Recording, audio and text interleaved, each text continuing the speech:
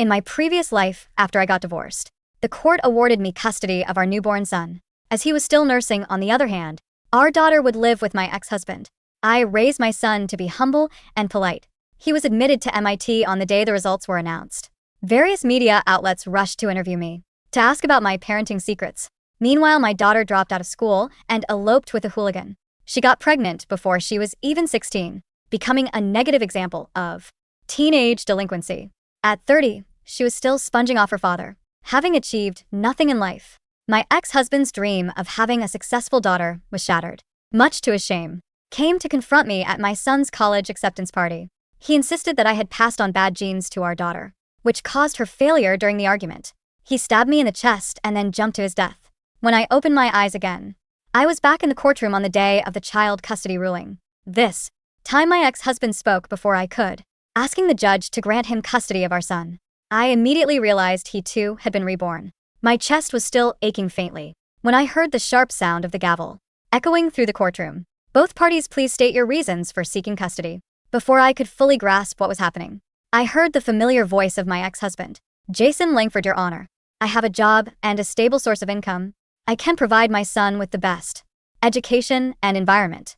I request the court to grant me his custody. Looked at my son crying in the audience, and my daughter, whose eyes were red, and at my agitated ex-husband. And suddenly, everything clicked into place. I was reborn to the day I was in court with my ex-husband, fighting for custody after hearing what Jason said. The judge hesitated. Sean Langford is less than 100 days old and has not reached the age to be weaned from breastfeeding.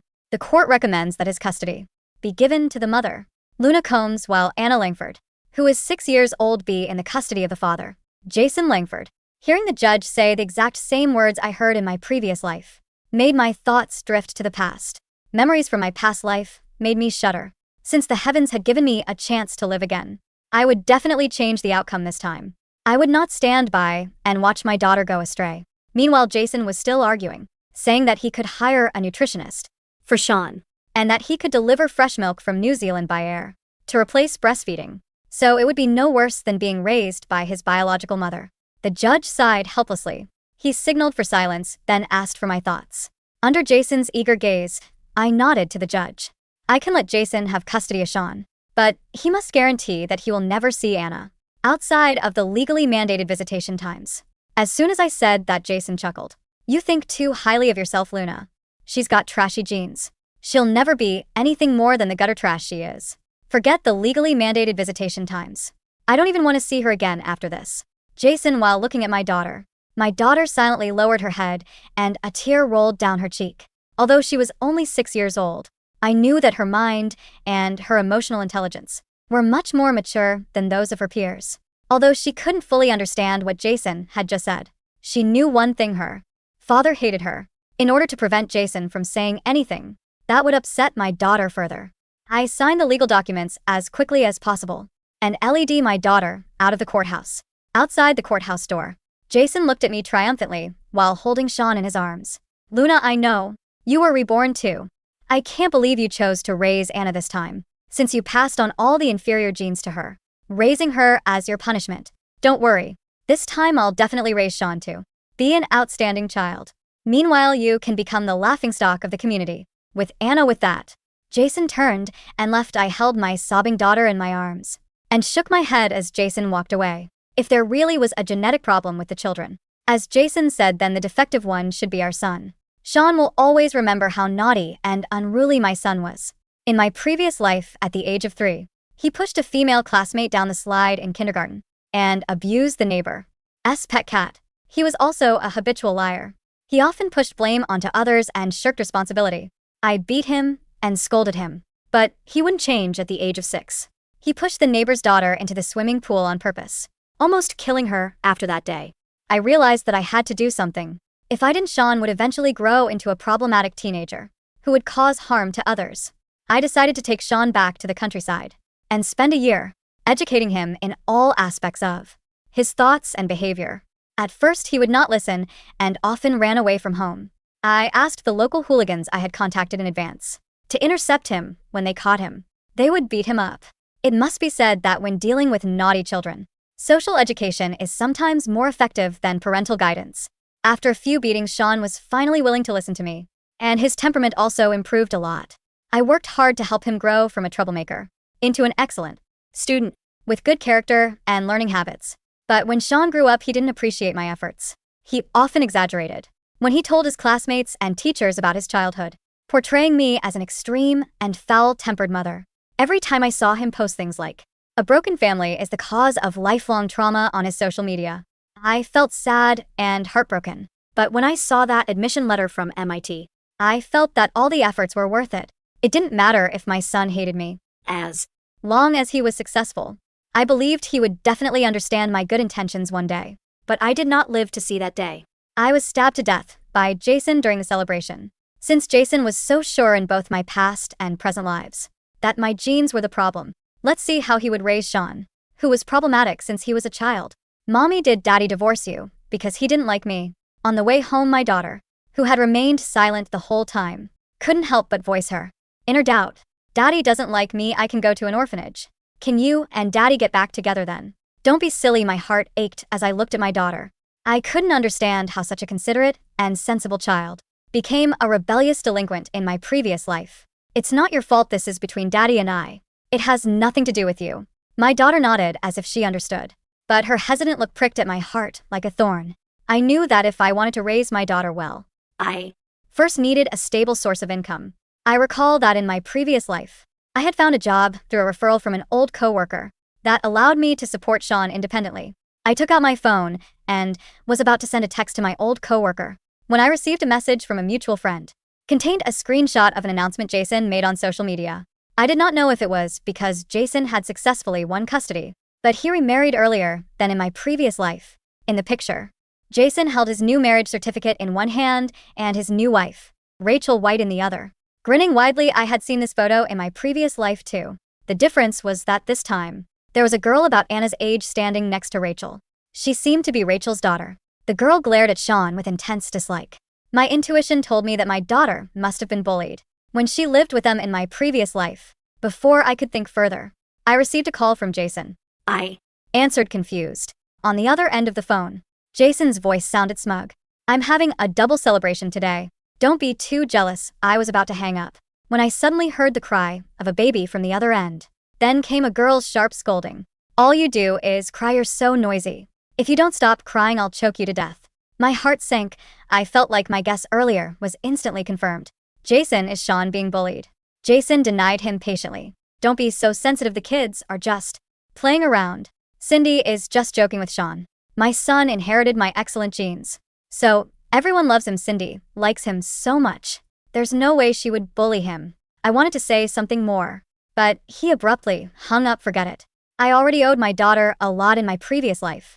This time, I only wanted to take care of my daughter and myself." 3 years had passed since my divorce, and it was the 3rd year since I had re-entered the workforce.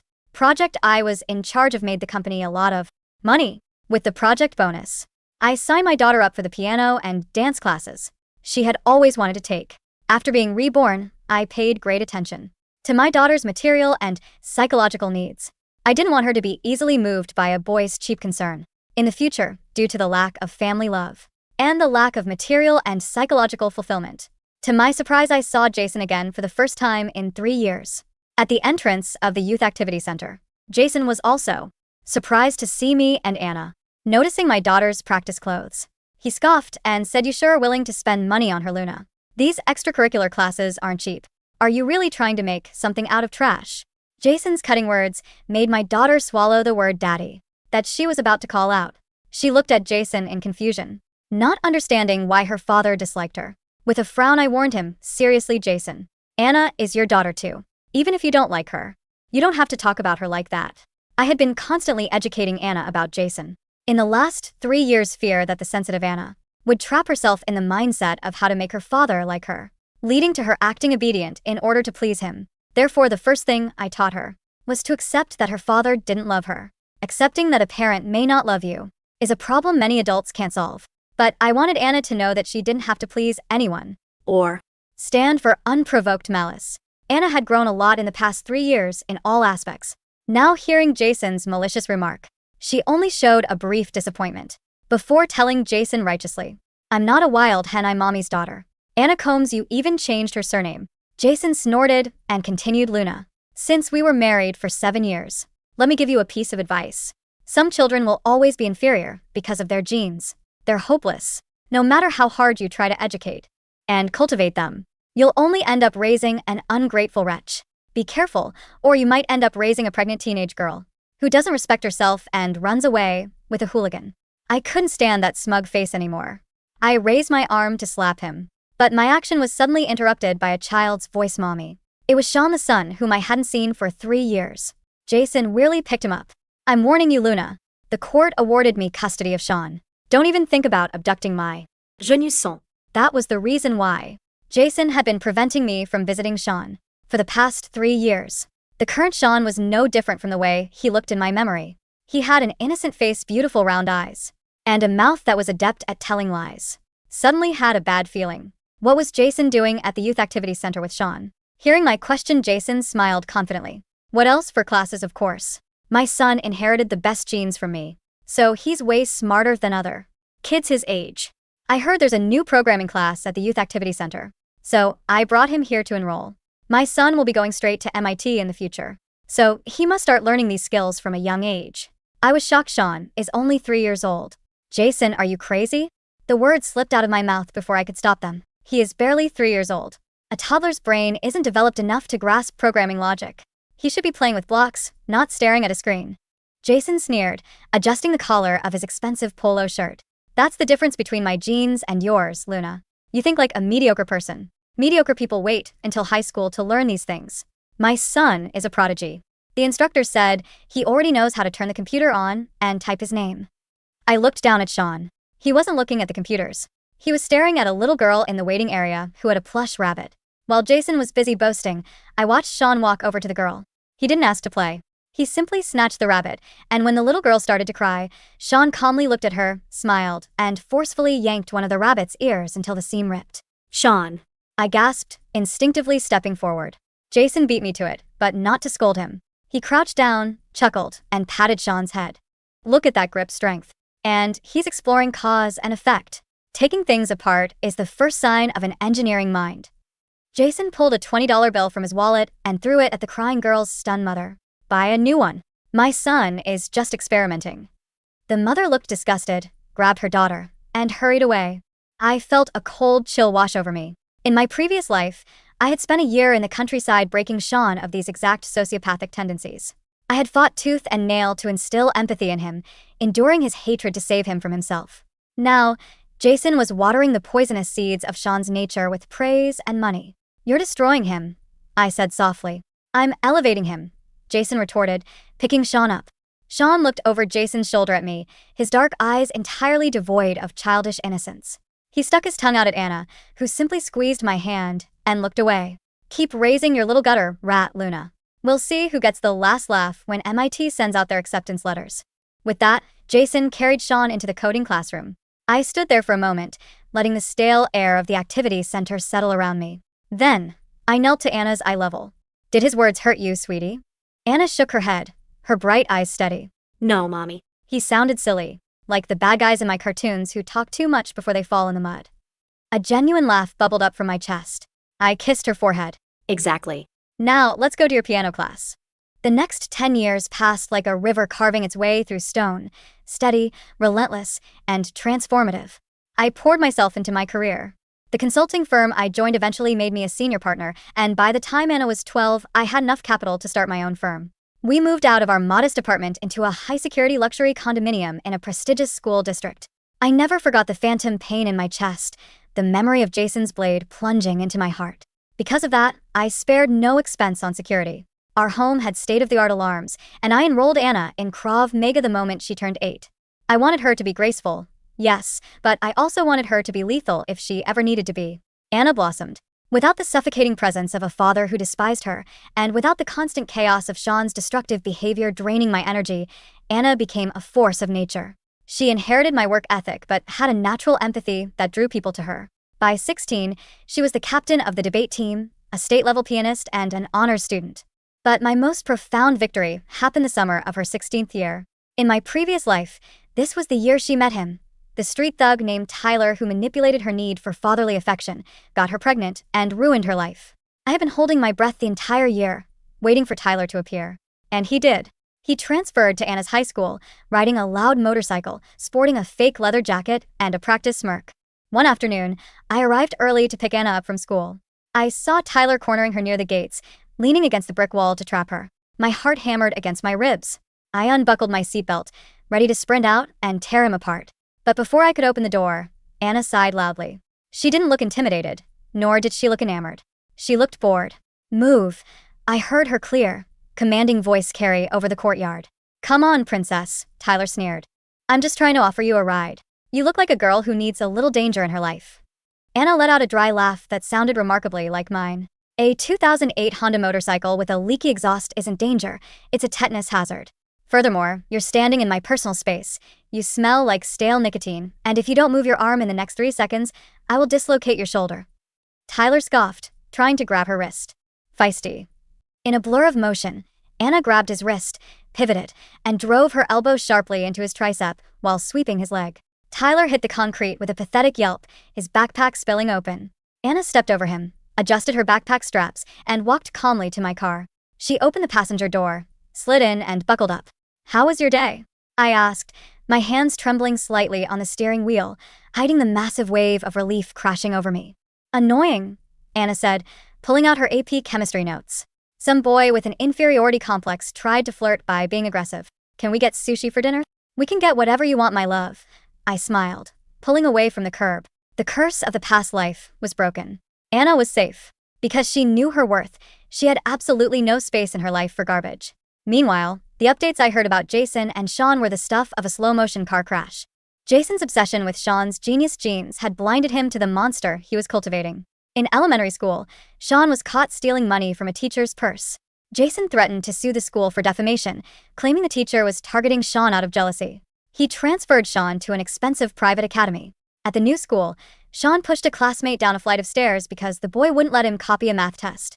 The boy broke his arm. Jason settled out of court, paying the family a massive sum to keep it quiet. He told Sean, "Geniuses are often misunderstood by the herd. You just have to be smarter about not getting caught." But Jason's home life was even more toxic. Rachel, Jason's new wife, eventually realized that Sean was uncontrollable. Her own daughter, Cindy, had initially bullied Sean when he was a toddler. But as Sean grew older, he didn't cry. He retaliated with chilling precision. When Sean was 10, Cindy's prized Pomeranian was found drowned in the backyard pool. There was no proof, but everyone knew. Rachel demanded Jason send Sean to a psychiatric facility. Jason refused, slapping Rachel and screaming that she was trying to ruin his MIT-bound prodigy. Rachel filed for divorce the next day. The legal battle drained half of Jason's assets, and he lost his high-paying executive job due to the constant stress and missed days in court. By the time Sean was 15, he wasn't doing programming. He wasn't doing advanced math. He had discovered that he could use his sharp mind to manipulate the local drug trade. He started running small quantities of narcotics for local gangs, using his status as a wealthy kid to avoid police suspicion. When Anna turned 21, she was accepted into Harvard Law School on a full merit scholarship. I threw her a massive party. My heart swelled with pride as I watched her clinking glasses with her friends, her future blindingly bright. The very next morning, I saw Jason's face on the local news. He looked haggard, his hair entirely gray, wearing a cheap, wrinkled suit. He was standing outside the county courthouse. The headline at the bottom of the screen read, "Local teenager Sean Langford arrested in connection to armed robbery and assault." I turned up the volume. A reporter shoved a microphone in Jason's face. "Mr. Langford, your son is facing up to 10 years in prison for the assault of a convenience store clerk. Do you have any comment?" "It's a setup," Jason screamed, his eyes wild and bloodshot. "My son is a genius. He's going to MIT. He has an IQ of 145. He wouldn't do this. The real criminals forced him into it." I turned the TV off. I felt no pity, only a cold, profound sense of justice. Nurture had won. 3 years later, the day of reckoning. It was the exact date in my previous life when the MIT acceptance letters had been sent out. The day Jason had barged into my home, blamed me for Anna's failure, and plunged a knife into my chest. I had been preparing for this day for 18 years. Anna, now 24, had just graduated at the top of her class from Harvard Law and landed a position at one of the most prestigious corporate law firms in Boston. To celebrate, she bought me a beautiful diamond necklace with her first signing bonus. We were hosting a small, private dinner at a high-end restaurant in the city center. I had purposely not hosted it at my house. Furthermore, I had hired 2 off-duty police officers to act as private security for the evening, stationed at the entrance of our private dining room. As we ate, my phone buzzed. It was an anonymous number, but I recognized the frantic, heavy breathing instantly. Luna. Jason's voice was a ragged croak. I gestured for Anna to continue eating, standing up and walking to the window overlooking the city skyline. Hello, Jason. Today was the day, he muttered, sounding completely unhinged. The MIT letters came out today. I am aware. Did Sean get in? I asked, my voice dripping with icy sarcasm. A choked sob echoed through the receiver. Sean was currently sitting in a state penitentiary. He had taken a plea deal for the armed robbery, but while inside, he had stabbed another inmate over a contraband dispute. His sentence had been extended to 20 years. There would be no MIT. There would be no glorious future. You did this, Jason hissed, the venom returning to his voice. You knew we were reborn, and you purposefully took the good child. You left me with the defective one. Jason, stop lying to yourself, I said coldly. In our first life, Sean was exactly the same as a toddler. He was cruel, manipulative, and violent. Do you know why he got into MIT in our first life? Because I took him to the countryside for a year. I let the village kids beat the arrogance out of him. I stood over him while he cried, forcing him to do his homework. I dragged him to therapists. I sacrificed my youth, my happiness, and my sanity to mold a sociopath into a functioning human being. Silence on the other end. And Anna, I continued, was a brilliant, sensitive girl. In the first life, you destroyed her. You made her feel so worthless that she sought love from the first piece of trash that smiled at her. The genes were never the problem, Jason. You were. You are a lazy, narcissistic, pathetic excuse for a father. You wanted a trophy, not a child. Shut up, he roared. Where are you? I know you're celebrating. I saw the article about Anna passing the bar. You stole my life. I'm going to take yours. I'm at Le Petit Chateau, I said calmly. Come find me. I hung up the phone and blocked the number. I walked back to the table and sat down. Anna looked at me, raising an eyebrow. Was that him? Yes, I said, taking a sip of my wine. Is he coming? Most likely. Anna calmly picked up her napkin, wiped her mouth, and nodded to the 2 burly security guards at the door. Make sure he doesn't break any of the restaurant's glassware. I really like the ambience here. 20 minutes later, the heavy oak doors of the restaurant lobby burst open. Through the glass partition of our private room, I saw him. Jason looked like a walking corpse. He was soaked in rain, his clothes ragged, his eyes rolling with madness. In his right hand, he clutched a long, serrated hunting knife, the exact same knife from my nightmares. Luna, he screamed, terrifying the other patrons. Luna, you witch. He spotted me through the glass and charged. He didn't even make it within 10 feet of our door. The 2 security guards stepped out. Jason, blinded by rage, swung the knife at the first guard. The officer easily dodged the clumsy, telegraph strike, grabbed Jason's arm, and twisted it sharply. The crack of bone was audible even through the glass. Jason shrieked, dropping the knife. The second guard kicked the blade away and swept Jason's legs, pinning him face down to the marble floor. Handcuffs clicked loudly. Sirens were already wailing in the distance. The restaurant manager had called the police the moment Jason walked in with a weapon. I stood up, smoothed down my dress, and walked out of the private room, standing over Jason as he writhed on the floor. He looked up at me, his face pressed against the cold marble, blood dripping from a scraped lip. You planned this. I planned to survive, I corrected him. You came here to kill me because you can't face your own failures. You wanted the genius without putting in the work. Now you have nothing. He's your son too. Jason sobbed, completely breaking down as the flashing red and blue lights of the police cruisers illuminated the restaurant windows. Sean is your son. How could you abandon him? The court awarded you custody, Jason, I said softly, crouching down just enough so only he could hear me. You swore you could provide him the best environment. You told the judge you didn't even want to see Anna. You got exactly what you asked for. The police rushed in, taking custody of Jason from the guards. They hauled him to his feet. As they dragged him away, he didn't curse anymore. He just wept, a broken, empty man who had finally realized the depth of his own hubris. I watched the police cars drive away, carrying the ghost of my past life into the darkness. The faint ache in my chest, the phantom wound that had haunted me for 18 years, finally faded away, replaced by the steady, strong rhythm of my own heartbeat. Mom, I turned around. Anna was standing in the doorway of the dining room, holding our coats. She looked beautiful, confident, and completely untouched by the darkness that had just been dragged out the door. Are you okay? She asked, her eyes filled with genuine concern. I walked over to her, wrapping my arm around her shoulders. I looked at the daughter who, in another life, was a broken tragedy, and who in this life was my greatest triumph. I'm perfect, I smiled, stepping out into the cool night air. Come on, let's go home.